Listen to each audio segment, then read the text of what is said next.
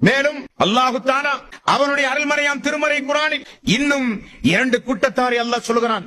இது மிக மிக ஜாக்கிரதையாக நாம் கவனிக்கப்பட வேண்டிய விஷயம். மறுமை நாளில் அல்லாஹ்வுடைய நீதிமன்றத்தில் ஒரு சில கூட்டத்தார்களுக்கு கண்களே இருக்காதாம்.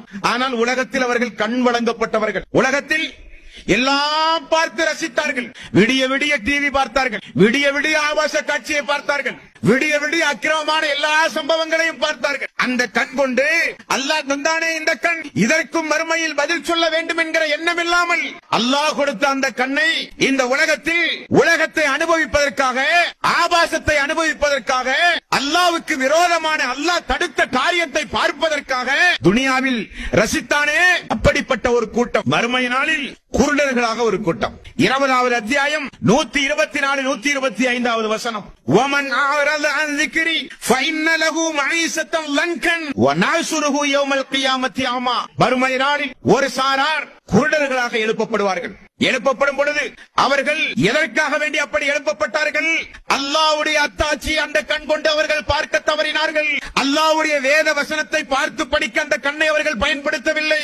அல்லாஹ் தடுத்த, அல்லாஹ் ஹராமாக்கிய பல காரியங்களை சந்தோஷமாக பார்த்த அந்த கண் மறுமை நாளில் குருட்டுத்தனமாக எழுப்பப்படும். விடுவான மனிதன் கண்ணை திறந்து பார்க்கிறான், உள்ள எல்லாம் இருட்டு. கண் போனதை அந்த மனிதன் உணர்கிறான். அல்லாஹ்விடத்தில் அந்த கூட்டத்தார்கள் கேட்டார்கள், கால ரப்பி லிம ஹஸர்தனி அமா வகத் குன்த பஸீரா.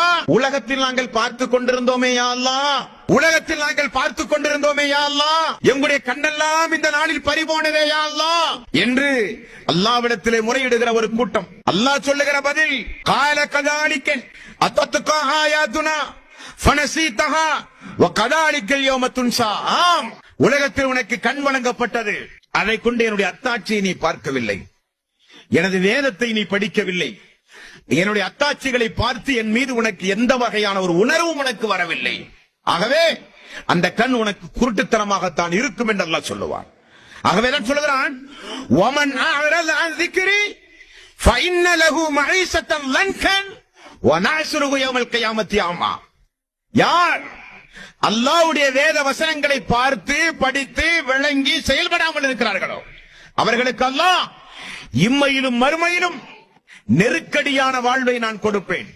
அது மட்டுமல்ல, குருடர்களாக எழுப்புவேன் என்று அல்லாஹ் சொல்லுகிறானே, அந்த கூட்டத்தில் நம்ம யாரும் இருக்கக்கூடாது. அது அல்லாஹ்வுடைய சாபத்துக்குரிய கூட்டம், அது அல்லாஹ்வுடைய கோபத்தை பெறுகிற கூட்டம். அல்லாஹ் அவர்களின் மீது கோபம் கொண்ட நிலையிலேயே அவர்கள் எழுப்பப்பட்ட கூட்டம். அல்லாஹ் அதிலிருந்து நம் அனைவர்களையும் காப்பாற்ற வேண்டும்.